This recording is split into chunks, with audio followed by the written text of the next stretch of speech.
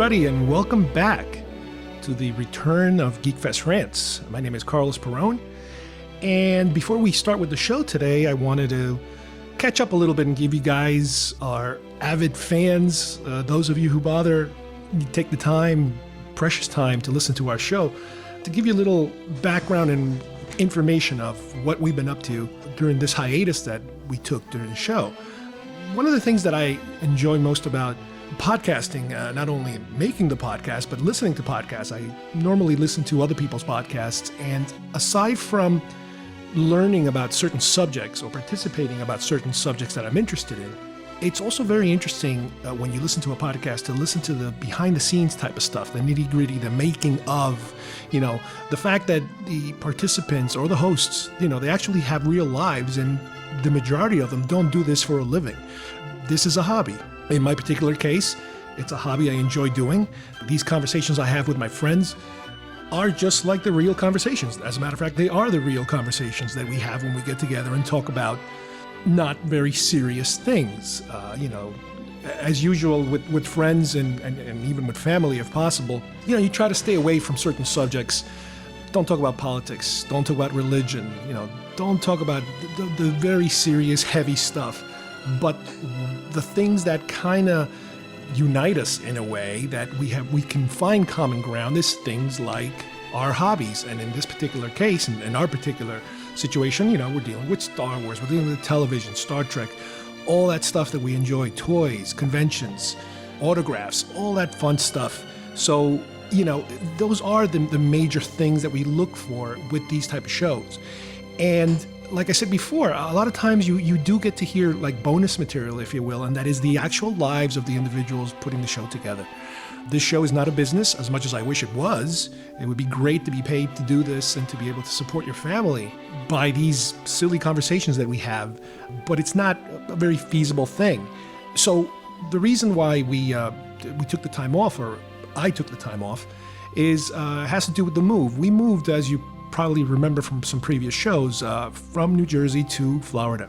And due to a number of reasons, some of them health reasons, I got a little sick a little while back, and at the same time I was looking for work. So, I would say I both had physical and emotional, if you will, things to deal with. And I felt at the time that I really wasn't up for, the putting the shows together and chasing around my guests and, in a way, almost having fun putting the show and doing the show. I wanted to kind of give it a little break, let my health get back to what it used to be, and at least be able to find some kind of a job that could at least make me feel like, I wasn't kind of wasting time on the side, enjoying myself with a podcast. So things have gotten better on the health side, kind of recovered from what I was going through, and on the job side, I found a nice little starter job, if you will. Like some people buy starter homes, or some people get their first cars. I got a job that at least is something to do while I look for something bigger to do. So I felt that it was time that, I could return to the show. Not only my participants, some of my guests, they've been asking me back and forth. When are you coming back? When are you coming back? Is this thing over? You guys have been emailing us, leaving comments, YouTube and the actual GeekFest Rant page, asking what happened, what's going on Facebook and all that. And, we've been kind of quiet about it, but we are back. Today's show, appropriately enough, is a return to Star Wars related news. We're doing a catch-up. Countdown to Star Wars. Star Wars is going to be back in another week and a half, more or less. And this would be a very appropriate way to get kind of back into the groove of the show, because Star Wars is something that is always on our minds. So I'm sure that on future episodes, hopefully, if the subject matter is appropriate, I might be able to give you guys a little more details of what, things that were happening around the time when we had to stop the show. But I don't want to waste too much time. I know you guys are here for the meat and potatoes, and that is, this time around, Star Wars. So thank you again for returning, and enjoy the show. There's been an awakening.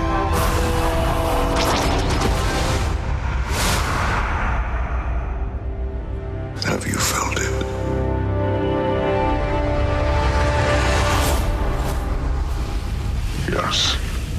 Even you have never faced such a test.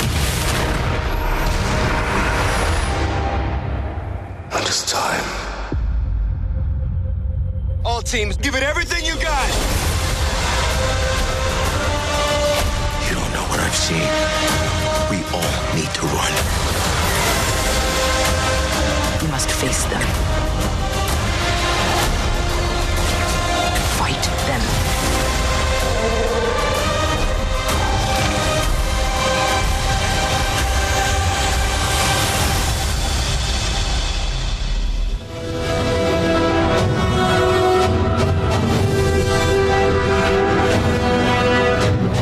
Hi, everybody, and welcome to GeekFest Rants. My name is Carlos Perron, and joining me, I have James. Say hi, James. Well, hello. Where have you been? Oh, well, we've been dealing with things, as I mentioned before, and what would be the most appropriate way to return to the show than to talk about our favorite subject, Star Wars. What else is new in the world? Huh? Are we still talking? Is that stuff still around?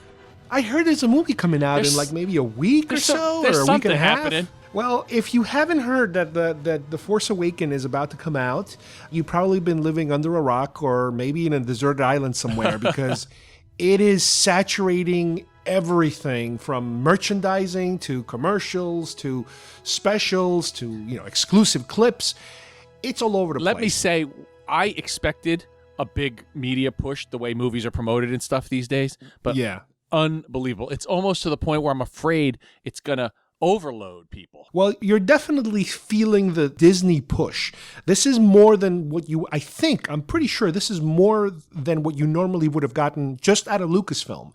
I think we are actually seeing Lucasfilm times like 100 as far as how hard Disney is pushing from all places. Like I said before, from the merchandising aspect to the promotional to the marketing, everywhere there's this push and it's been building. And because we haven't been on the air for quite a number of months, we're going to talk about today all these different, the highlights of the Force Awakens related events that have been happening since July. Our last show we posted, ironically, was a Harrison Ford special, which, big Star Wars guy, no kidding. Who's that? Who again? He's some new actor. I don't know. I heard he's good. Some up and comer. Yeah, he's the teeny bopper or something. I don't know, from the 50s or 60s. Who the hell knows? And anyway, if we kind of start to go in order and working our way to basically this week, which we're almost a week and a half away from the premiere, I'm going to start with something called Droid Tales. And this is something they announced back, I think it was during Celebration, that they were going to start releasing, starting in July, a whole bunch of wave of new Droid Tale cartoons. Different than Rebels. This is something different that they kind of mess with around a little bit in the past. It was like Star Wars Lego type of thing, but now they kind of, I guess you can say they repackaged it or rebranded it so instead of being Yoda Chronicles, now it's Droid Tales.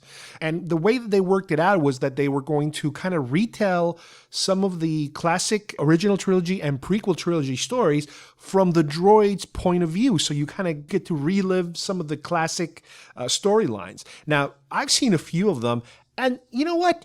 It's harmless and it's fun. It's, don't get too wrapped up in it. It's not canon. You cannot consider it canon. It's for kids. It's for little kids. What do you think? Well, let me tell you, I know people who have younger children. I'm talking about people like kids under 6, 5, even younger.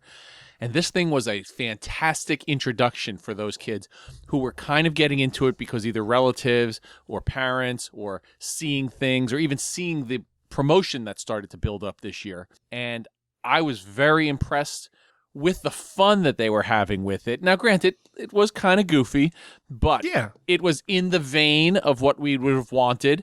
And if you do have younger kids, or if you're a big fan of Legos, this was great. And like I said, I know people who their children are totally into it and they can't wait. They don't even know exactly what's happening, but they know they like these characters to the point where I've had to lend them my discs so their kids can get up to date with the real movies coming into this, winter of excitement. Well, what's interesting about this is that for younger kids, this is the earliest, animated introduction to the Star Wars universe that you have right now.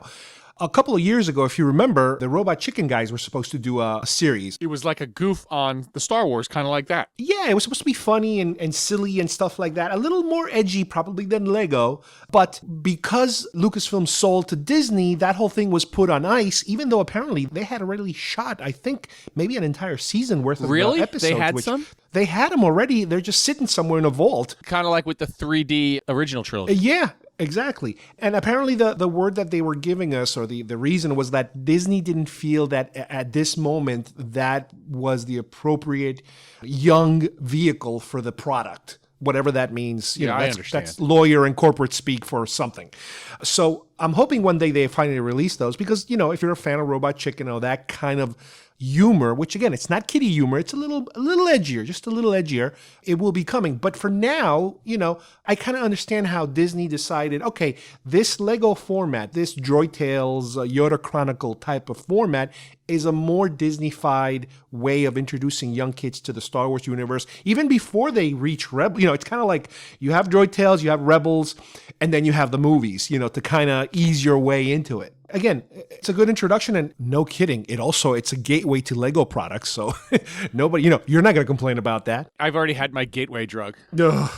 Well, one of the big articles news-wise that happened back in July was also that they announced that not for Rogue One. Now remember, Rogue One is the first offshoot of the Star Wars movies, but the second one, it's supposed to be a Han Solo anthology film, you know, like I guess the history of Han Solo or where Han Solo came from or something like that. They announced Christopher Miller and Phil Lord, which are the directors of the Lego movie. Yeah, the Lego movie, guys. More Lego. Cloudy with a Chance of Meatballs, 21 and 22 Jump Street. Those are those guys who apparently have been chosen to direct this second film. So that's a pretty interesting thing. They were involved with 21, 22 Jump Street? Yeah, they were the directors of that one too. Oh, I might check them out then. I actually didn't know that, and I kind of stayed away from those movies. Sorry. You know, if you have a chance, 21 Jump Street is very, very funny.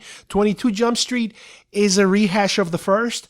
The funniest thing about 22 Jump Street is the credit roll at the end. I know it sounds ridiculous. I know, I saw that. I saw that online. If you watch the credit roll, it's hilarious because it makes fun of sequels, and it's wonderful.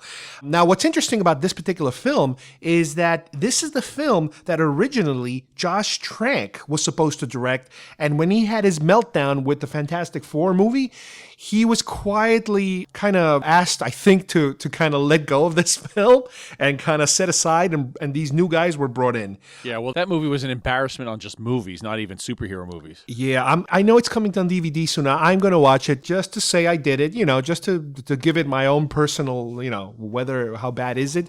But I'm sure it's an awkward situation, you know, to start off, you know, your new franchise, whatever, and have such a weird situation with a new director that kind of melts down on the set or something like that. Yeah. Now, here's another interesting fact about this film. From what I understand, Lawrence and John Kasdan, father and son, are the writers. Yes, I do know that. I did see that. And it's funny because you do see Joe Kasdan's name on credits on TV and film every now and then. And you're like, wait a minute, is that the guy related to Lawrence? It's like, yeah, these guys are both right. I mean, obviously. And I think he said that was his last movie writing, or is one of these the last movie he's writing, supposedly? Oh, wow.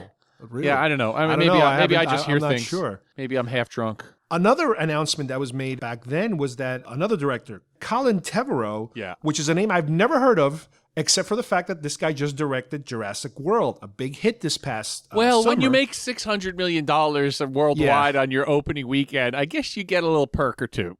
You attract a little attention. We'll be directing and it was a decent movie.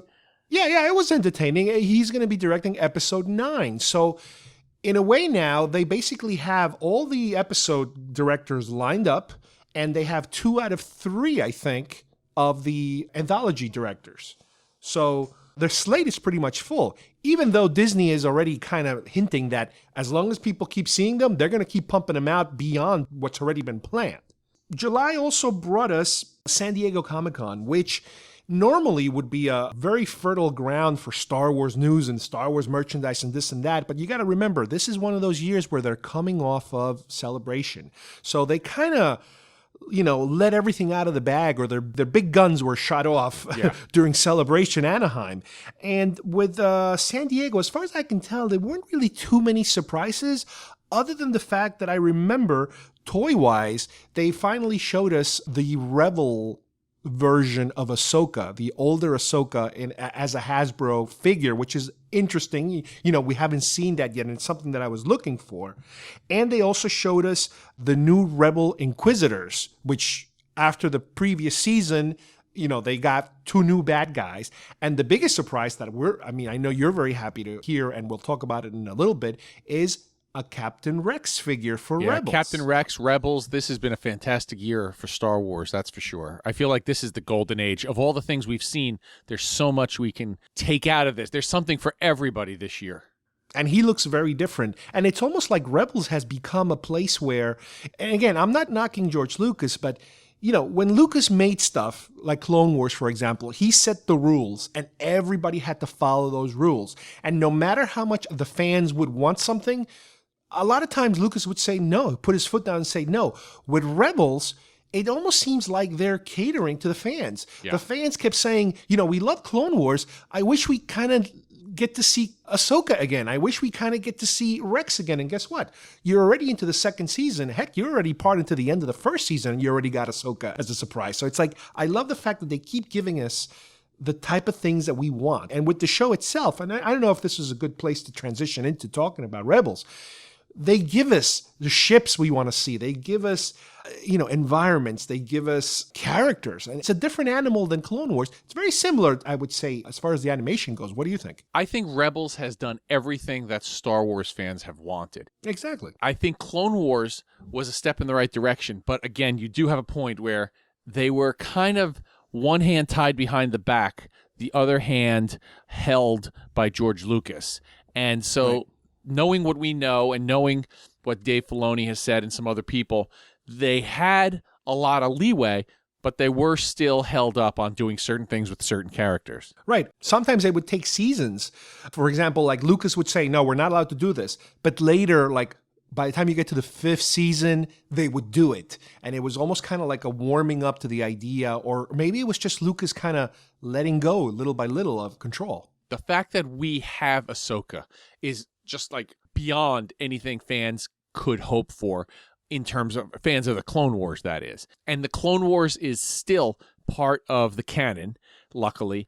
And now, yes, the way Rebels is evolving, there are little things that are so many throwbacks to Clone Wars. Rex and Ahsoka being right out in front in your face. But there's little things. In one of the more recent episodes is... Well, the AT-ATs. That was amazing. Well, the AT-ATs being the Joe Johnson, that kind of era. As soon as they announced that, it like blew people away. But there's little things like some of the characters. A comment made by Hera recently on one of the more recent episodes talks about when the war came to her planet when she was a little kid, and then she wanted to be a pilot. She wanted to be in the stars. She wanted to fly. And it makes me want to go back and watch that episode, because there were a few of those episodes where they couldn't get to them. They were trying real hard. The clones were like up against the wall. They couldn't. And I'm wondering if there is a character in there that could be young Hera. I mean, I don't know. I don't think enough time has passed from those episodes. I think we're only talking about 15 years, and she's easily at least like 30, 35. Remember, there was a planet of Twi'leks where the little girl with the little doll, remember they were trying to protect her? Yes, that's what I'm trying to say. Could that be Hera? But I don't think so, because of her age, and depending on how... I think she's, like I said, supposed to be like about 30, 35. She's like... possibly. But right. Isn't that great how they throw back to that kind of stuff we've seen already? It's not just lip service. It's not just taking for granted that, oh yeah, give them anything. Like the old cartoons, which is, all right, we'll just keep showing them the same scene of the characters running in every episode because we're too cheap to pay. They really put the effort in. I like to think that part of that is Dave Filoni, the fact that they kept them on. Granted, he has to kind of share the spotlight with some of the Disney people, but the fact that they kept him on, I think, allows them to be able to continue that connection. And part of it is also, I think, Lucasfilm, because remember, when they reformed the company, when they kind of reshuffled everything, not only their books, but the EU and everything, they said that starting now, all these things are going to be connected. And just like you're mentioning that Rebels takes the time to kind of honor the past with giving us all these callbacks. Remember, they also said that they were going to connect it to the future. Things like the Inquisitor. They've actually alluded that you could see a character. I mean, I know there's people begging, praying that there's like a live-action Ahsoka or a live-action character that we know. But just simple things like if they throw back into something, just some character, I don't know who, but even if it's not a main, they will. I'm pretty sure wow, they will. And that's the whole point. Now, I mean, I already have 4 tickets for this movie. It hasn't even come out yet. I've already got 4 different showings, 3 the opening night, the night before and the opening night, and then 1 at the Dolby Atmos Theater. So 3 in IMAX, the other ones. So it's like they are encouraging people, look, we filled this with stuff. You come see it, you won't be disappointed. That's how I feel that, this is shaping up. Well, again, it's very good marketing. It's getting all your ducks in a row. It's all these different branches of their marketing arm, working together and slowly releasing product and slowly media-wise, giving you Rebels. And Rebels doesn't just live on a world of its own. It's not this little side thing that doesn't have anything to do with anything. No, it's connected to everything. And I don't know if little kids feel it. I doubt it because little kids are just having fun, but we kind of see those connections. So that's kind of cool. Now, the other thing that we got a quick peek at, I think it was around August, was they released a cast picture for Rogue One. And you got to see, I guess, all the main characters all like dressed in kind of war-ish type of, rundown, dirty gear. Yeah, I really haven't gotten into that. I'm sure it's exciting. There's so much to still absorb for this movie. I'm not even thinking about, what's going to happen? I saw that little teaser. It showed a little bit of the Death Star and some stuff. That was good enough. I don't need to see cast and plot and stuff. Let's get one step at a time. This is enough. I mean, this is basically Christmas, birthday, New Year's, all these things. This is likely, let me just put it into a proper perspective.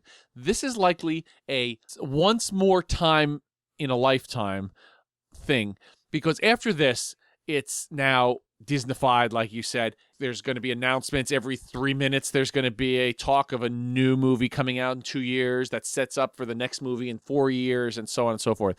This is it. This is the last time we're all going to be able to have this unexpected thrill to make us all feel like kids, and then the kids are going to be kids. Everybody can feel like a kid for one more time in the Star Wars universe, because most people never expected this to happen. I have to say I did. I really did expect an Episode 7, whether it be from George Lucas or, in this case, nobody expected this to happen. But I did expect it to happen one more time, no matter how many times he swore it wasn't going to happen. But the fact is, after this, and not to put a wet blanket on it now, because we're having such a great celebration of all that is Star Wars, I don't think after this it can explode out of nowhere like this, that it's unexpected. Everything going forward is a well thought out plan. This is like carte blanche. Everybody, JJ's able to spend almost as much as he can spend to make this fantastic. The actors are, once more in a lifetime involvement. Everything else is totally organized after this. Well, I guess because it's Disney and because they already have Marvel under their belt, that is the formula they want. I mean, nowadays when a Marvel film comes out, it's not the type of thing that the whole world is just expecting it and just drooling over it. No, now it's almost like the Marvel film. 1 or 2 a year. I think that's what they wish they could do with Star Wars. But that's why I'm saying this one last time is the big, oh my God, I can't believe it's coming. After this, you'll almost expect it that every few months there'll be a new Star Wars product of some sort. But this is, Star Wars came out, blew people away, blew us all away, started our obsession. 3 years later, nothing but little tidbits in Starlog or someplace about Empire. Then a little bit more after Empire, but almost nothing until Jedi, and then a drought, and then some books, and then some EU, give or take, blah, blah, blah. Then there was the Renaissance after the special editions, and then the big push of the prequels, which, again, that was the next time, like that second in a lifetime. But after the prequels, it's almost like, there's some stuff, here's some Clone Wars. It was never going to be the big bang, the big explosion of the Star Wars logo on the screen, fanfare, excitement, people yelling and cheering in the audience, almost passing out. I mean, so people figured that was never going to happen again. There'll be some Star Wars product that's never going to die. And then now, this is almost, when you get in that theater, tell me, to the man, to the woman, to the child, when that fanfare opens up and the Star Wars logo blasts in front of you and the words Episode 7, The Force Awakens shows up. I mean, there's going to be tears. People are going to be crying. They're going to be like, there's going to be screams. There's going to be howls. There's going to be You're not going to be able to hear the music probably. It's going to be like a Beatles concert. But I'm telling you, this is probably the last time that will happen, because after this, it's expected. You know it's coming. But this was something that almost was never expected. And I, quite frankly, didn't have as many high hopes as some other people. But I feel like I've been swayed. Well, yes, I remember some of our earlier conversations. I think this is kind of like the Avengers as far as Disney's concerned. They know that this is the big one, and that this is the one that hopefully will carry the rest of them. Now, granted, one of the only things that could make people curious about Star Wars again, if you put out another prequel, we would see it, of course, but the average person wouldn't really care. It's the fact that you're bringing the original stars, the fact that you have your Harrison Ford, your Mark Hamill, and your Carrie Fisher.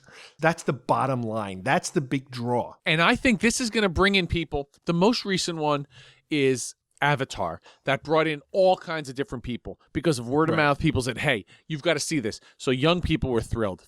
Film fans were thrilled. People who just happened to like James Cameron were thrilled. Older people whose friends or relatives said, this is really groundbreaking. You got to go see it. So it made ridiculous amounts of money. Before that, Titanic did it. But Titanic seemed to be teenage girls, younger people on dates, and people who were just interested. So it made tons of money. This is going to blow people away because it is almost a requirement, even if you're not even a Star Wars fan, that you've got to somehow check this out because it's been around for so long. So there's a built-in audience. Then there's the curiosity of people who were, into it, but it didn't blow them away. But maybe they've got kids now who they feel, you know what? I missed out on it, but I'm going to have little Johnny or Susie get to see it, and we'll all go together, and we'll watch the old movies beforehand and blah, blah, blah. Parents, old people. I mean, this is just going to have so much scope in terms of audience that there is no doubt, and I'm not even talking about ticket sales, but just I hope they really can judge somehow the amount of eyes seeing this movie because it's going to be bigger than most recent blockbusters, at least. Like, well, yeah, Avengers made a ton of money, Jurassic World made a ton of money, some of these other movies. But I want to know how many asses were really in the seats watching it, if we can, compared to others, and they've said, like, Gone with the Wind, it's still considered one of the top movies ever, even though it's not the most money-making, but in proportion, so many people saw it. You know what I mean? No, yeah. And the original Star Wars is up like that, too. I want to know with this one, does it break records and break records in terms of the amount of people who go to see it or try to sit down and see it? I'm not even talking about bootlegs and stuff. I'm sure there's going to be a ridiculous amount of that stuff going on too. Well, as August continued to advance, some of the other headlines that we got Star Wars related were, for example, there were some clarifications about the Disney expansions, the Disney parks. They confirmed the fact that they are going to hit both Disneyland and Disney World. I think some of the stuff's already opening now. I think there's some stuff like soft launching or hard launching. Yeah, they started talking about being able to create a new planet that we haven't seen before at a park, which is interesting because obviously new movies means new planets. Different trading posts, places where you can obviously buy merchandise. Yeah, most of the stuff now I think is that there's added scope in the ride where you get to see some Force Awakens like Jakku and some stuff like that. And then there's some added shops and added things like that. The real big bumps I don't think have happened quite No. yet. But they kind of confirmed the fact that they are trying to do something with a Millennium Falcon kind of ride experience, somewhere where people can walk through and fly it somehow. So, and we've talked about this way in the past when it was first announced. We was like, wouldn't it be great if they did an actual walkthrough? So it's good to know that those original ideas are still in the works. And some of it, like you said, little by little, they are starting to release or at least preview some of this material. Another thing that happened in August was the D23 convention, which is the Disney yearly convention for, people that are into Disney stuff. And they used that, no major huge announcements, but they actually gave us a Drew Struzan poster, which is kind of interesting because, we've been used to for a number of years. And I thought maybe that Struzan was going to be the guy making the official poster this time around. But apparently, from what I understand, he did make a poster, but they did not use it for the official poster. We'll talk about that a little later. But if you are a fan of the Struzan posters, they did release one. And you can, when you look at it, you can tell it's him. It's his style. It's his kind of art that, if you're a fan of, it's a good place to get it. Now, as August was winding down, we were getting close to the September toy launch. Now, if you remember, they had this, they called it a worldwide event on the internet. You could watch Force Friday, different places. I think they called it. Something like that, but it was all like a countdown to that Force Friday, and in different parts of the world, people were like unboxing and reviewing toys, not that just was kind of goofy, but I think in general it was exciting that people were getting to go online again one more time for a big toy unveiling. Well, we hadn't seen any of those toys. This was the first time we were going to see them. So even though maybe half or even more than half, I wasn't interested in. I'm never going to buy those type of toys. Yeah, well, let me tell you, I noticed a big change on how things happened. Of course, there was the original push in the 70s and 80s of how we got our toys, and we've talked about that in other episodes. Then during the prequel era, there was Midnight Madness at Toys R Us and various other stores where figures were and toys were unveiled and launched, so we'd stand online. But it's funny, the internet is such a powerful force now.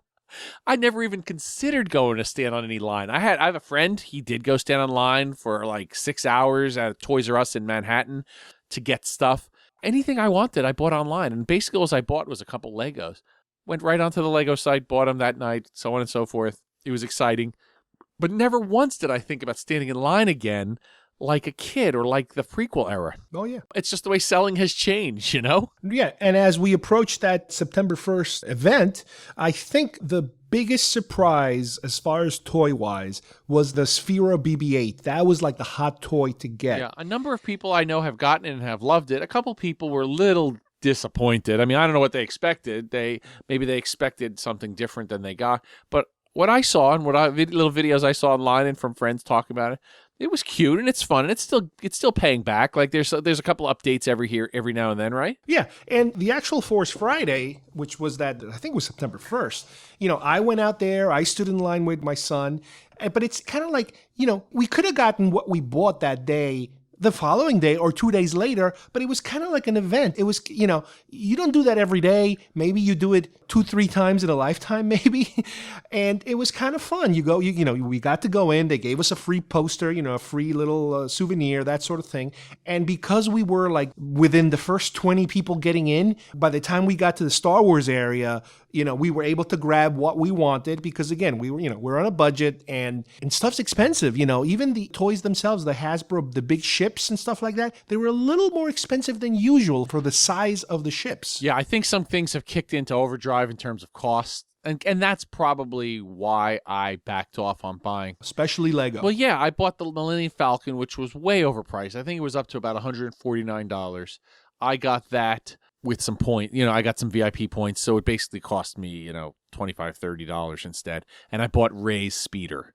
And that was a nice little small set that I threw in. That's what Kyle got, yeah. Yeah, and you know what? It was exciting. Let me tell you, I'm not saying I was glad to have it. I was glad to get it because it was part of the new movie and the new experience. But I would not have stood in any line for it because it's available until they run out. You know what I'm saying? It's limited. Yeah, it's supplies limited were to the amount good. that they can sell. Yeah, yeah. And as far as action figures goes, and we've had this conversation before, obviously I'm not collecting all of them. I'm only going for special ones that I specifically like. But the problem is that because we haven't seen the movie yet, I don't have any like attractions to any specific characters yet. So I can't tell you I'm a fan of blah, blah, blah. The BB-8s are great. I mean, we've seen enough clips and it's a cool little robot. But some of the figures I bought are just nice looking designs as far as I'm concerned. There might be more characters. Once I see the movie, there's like, oh, that's that character. They already released a figure of him. Oh, I want to get him. But it's a little too early for me to pick out favorites without seeing a movie. Yeah, exactly. I've not bought any other Lego sets from the new movie. That's not to say I don't understand what they are or I have to wait to see what they are. No, I know they're going to be part of the movie. I know there's TIE Fighter, Poe's X-Wing, stuff like that. It's just, I don't need to rush. They might sell out by Christmas, but they'll be available in January. Plus, there's some new stuff coming out in January. So then I'll see here and there. If it was great in the movie, then I'll get it. If it was seen for 2 seconds and it's not something I'm ever going to open because I'm an adult and I don't need to, open every little thing that I get. Then, I might pass on it or wait till it goes on a sale, or if Amazon or Target or somebody has a clearance sale, then I might grab it. There are a few iconic ones, and the Millennium Falcon to me was that iconic thing that I needed to have. It seems to me, and correct me if I'm wrong, but I get the feeling that especially with Hasbro, and I've complained about Hasbro, and you complained about Hasbro in the past about the distribution problems and the not enough stock and this and that. It seems to me that at least for this Force Awakens push, they're kind of on the ball. They're doing pretty good so far as Force Awakens, going forward merchandise. If you go before Force Awakens, they were still having problems, especially with the Rebels lines and stuff like that. Yeah, they're getting a little better. I think after this movie comes out, there'll be a lot of stuff on the shelves. It might get tougher to find for a couple weeks since it's coming out the week before Christmas, but I think you'll find, especially the 6-inch and, those figures, you'll start to see them. I like what I saw with the Han Solo, and some of the stormtroopers and some of the main characters look really good. Mm-hmm. I think you're going to see a lot more, like eventually you'll see a Leia and a Luke and some of these other ones that have been kind of in the background. Another newsworthy event that happened was that Benicio del Toro confirmed that he is going to be one of the characters in Episode 8, most likely a bad guy, which that's what he seems to play a lot lately, especially, after coming off Guardians. He was kind of like a bad guy. He should have been Khan in the last Star Trek movie, and that that's right. That's kind of what sunk that movie. They had, it had a great actor playing it, but it was a part for him because that's not the right. He was not Khan. Benicio del Toro was Khan. The other thing about having to do with Disney parks that we mentioned a little earlier is that they apparently announced they're phasing out Star Wars weekends, which is something they've had for a very long time. Yeah, a little bit of a disappointment. I know you guys were into it a lot, and it was very exciting it was fun, to see but people. You know what? It kind of makes sense now that if they're going to put so much Star Wars themed stuff in the park, you don't need a weekend. Star Wars weekends. Right. It's part of the park now, so it's there 24 hours. Another thing that they released recently, I guess as a promotional thing for collectors, is they took, I don't know if you've seen the pictures, they took all the soundtracks for the first 6 films and put them on vinyl. Yeah, that's exciting for people. And that's a cool little thing to have. I mean, you have the last remaining, record player that I possibly had any attachment to. You have, because it's easier to plug into your computer and you had more use for it. I don't know if you're going to buy this set, but it'd be pretty cool to hear how it sounds. Well, I have a feeling, first of all, that record player is specifically made to transfer to digital. That's true. So it might not sound as good. It's not like you have to play it on a real hi-fi, 70s record player to really get the feel of what vinyl, I guess, fresh vinyl sounds like. My record player still works, but my needle's shot, so I wouldn't even be worth me buying it. We're going back to Disney again. There's something called the Launch Bay where they're going to be putting exhibits both at Disneyland and Disney World. Isn't that a place where they can sell stuff? Not only sell stuff, but apparently exhibits in terms of like props and things. That'd be neat. Models and stuff like that. And this is going to go on both parks. You mentioned earlier Star Tours will be edited so it includes Force Awakens related stuff, and some of it already leaked onto YouTube, I believe. The Jedi training stuff that they used to have on Star Wars weekends now will become a permanent thing on these parks, so you don't have to wait for Star Wars weekends since it's going away. And apparently, I think in California, they've already done some modifications to Space Mountain. They're going to call it Hyperspace Mountain. Isn't that a temporary thing, though? It might be a temporary thing for the premiere of the movie. Yeah, it's kind of like when they tried to launch Tron. They put stuff to make it a little more associated with the film. Let me go a little bit forward now, a little more recently, and I think I've sent you links, or you sent me links. We sent each other links. Somebody authorized, of course, they don't do this on their own. In Korea, they put out a webcomic of Star Wars, Empire, and I think even Jedi is starting to come out now. And it's a different artist interpretation of the original trilogy. Yeah. It's just done in different art. Some it looks more manga, some looks more like anime. Yeah, it looks a little manga, but I love it. I love it when people take the original trilogy and do it from a different perspective. Like, the silly stuff like Droid Tales, but this is, it looks realistic. It's a realistic look. It doesn't look like Marvel whatsoever, but it's kind of cool. And it's free. That's the best part. It's all free. It's on the internet. You can go get it. I've been downloading them and saving them as pictures. So because you can't buy it anywhere, you might as well save it as a file. So I've been doing that, and And Sure. and what's interesting about it is that it incorporates elements of the radio drama. I think we talked about this on the phone, that there's certain people or certain characters and certain events that were first thought of just for radio drama purposes that are showing up on these little webcomics. I love that. I love that stuff. And that's a bit of a testament to the loyalty that these people, it seems like the people who are making the movies now are not only professional filmmakers and movie executives and stuff, they're fans too, and they know what the fans want because they wanted it all this time. So throwing a little something extra in there like that makes it more exciting, and that's a bit of a thrill, like we said with Rebels and things like that, because when you find these little Easter eggs. yes, it's not just some calculated, okay, we're going to show this, and maybe you'll see an extra shot of Boba Fett, or maybe you'll see it behind the scenes. No, these are people that have been begging for the same things we want because they're all just like us. And any little thing that we saw in Starlog Magazine 30 or 20 or whatever the equivalent was for these younger people, it's right there, and the same way. So it's just that's a now bit one of of the thrill. most important things and greatest things we got in October was the fact that they gave us finally the first official trailer. You could kind of call it trailer number 2, but it was, if the first one was considered a teaser, this is considered trailer number 1.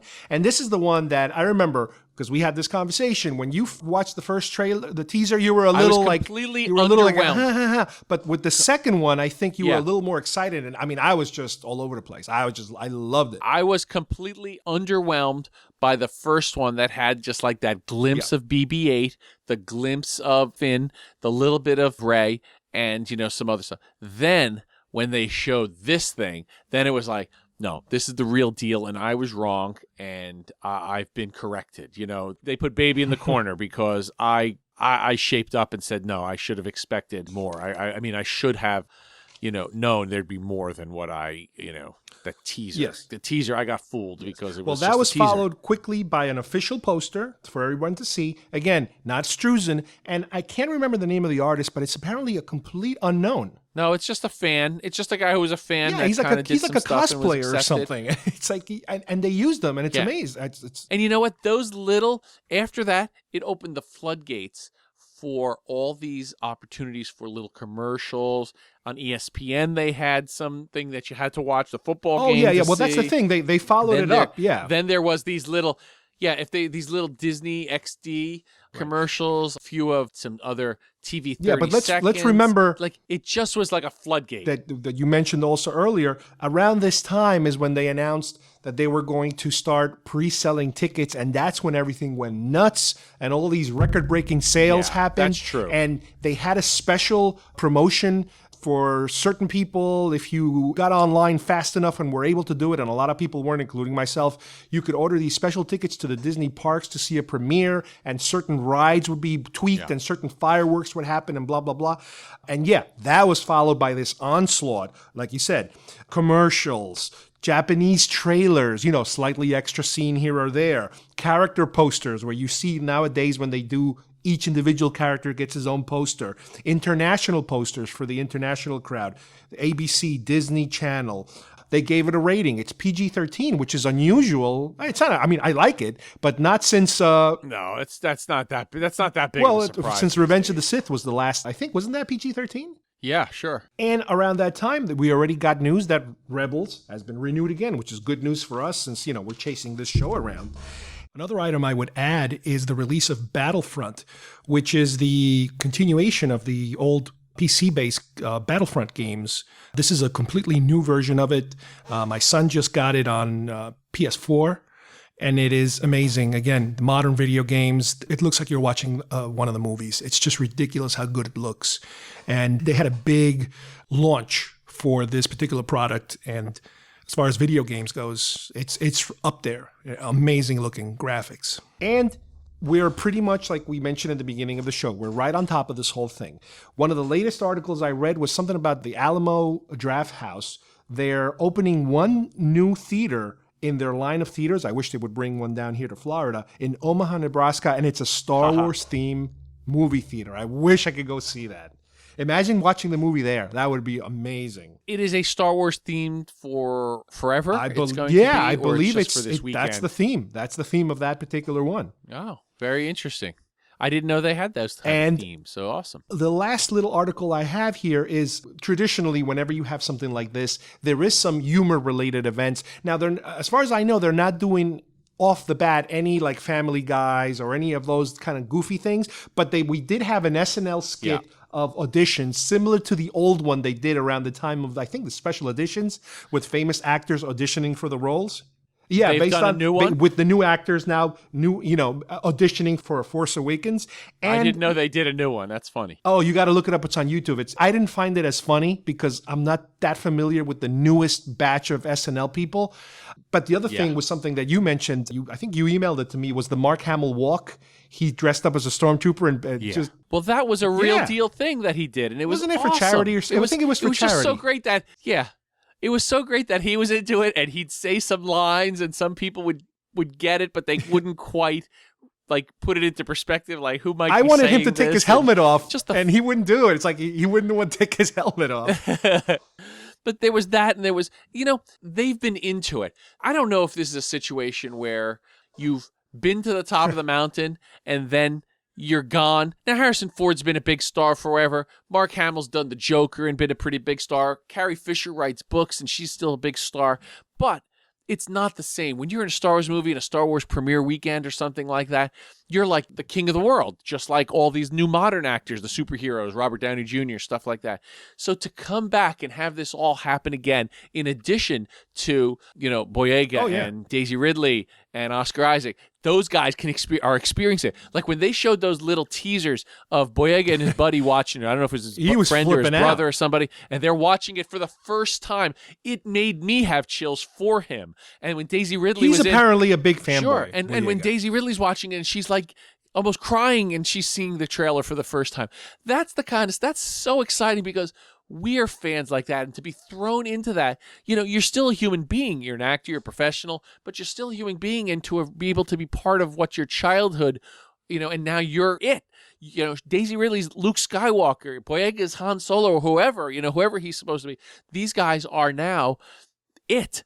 And as Carrie Fisher or Harrison Ford, one of them said to them, your life is never going to be the same after this. It's just not.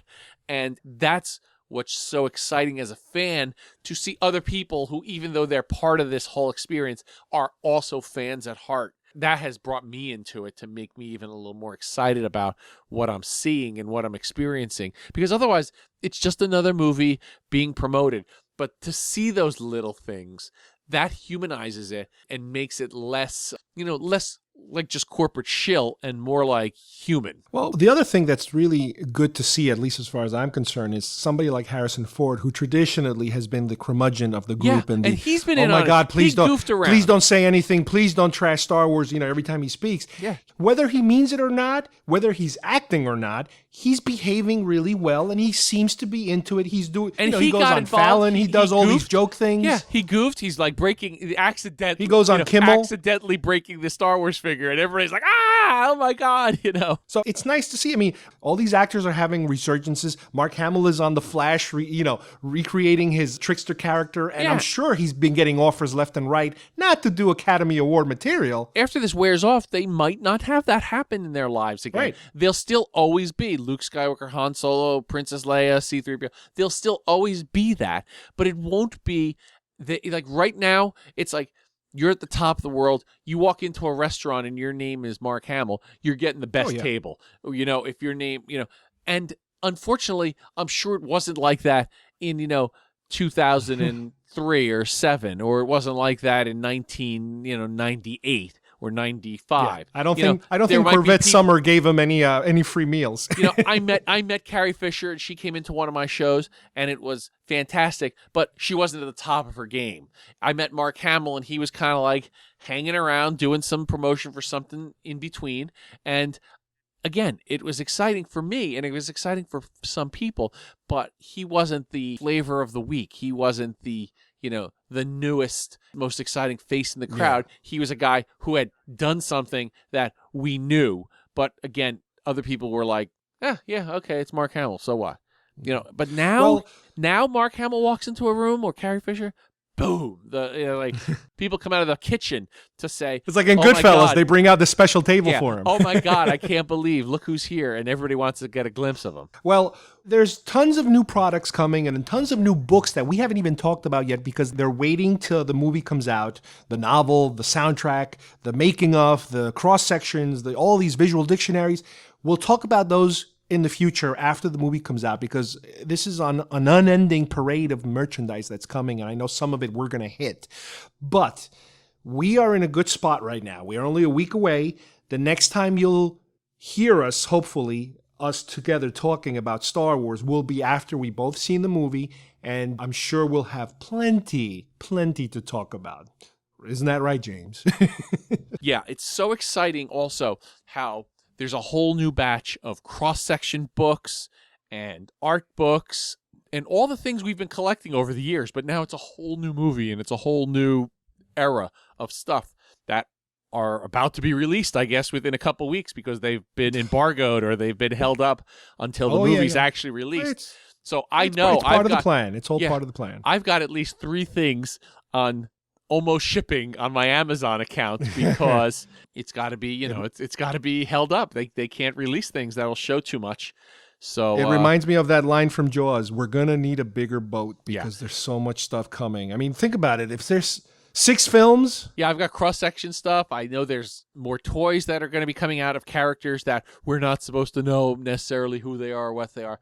Now, I have to admit, there were spoilers, and I know just about everything's going to happen in here. And some of these, but we're not going to talk about that. No. But some of these trailers have validated stuff. Some of them have vindicated what I saw. Some of them have confirmed what I've been afraid of, or things like that.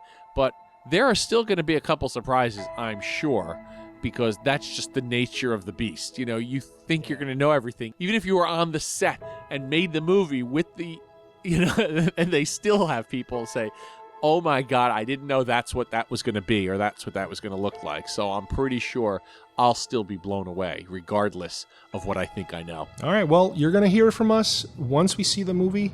We all have our tickets. Hopefully, everybody buys it in 3D and gets the full experience.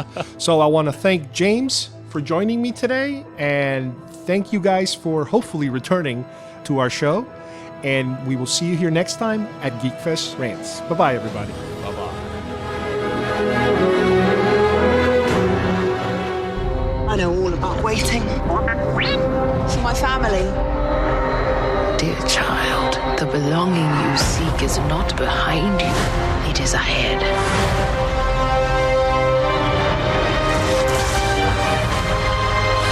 You're sure you're up for this?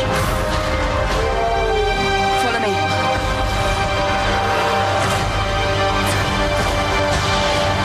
Star Wars: The Force Awakens. What's a Mookie doing on Endor? Maybe I'm half drunk.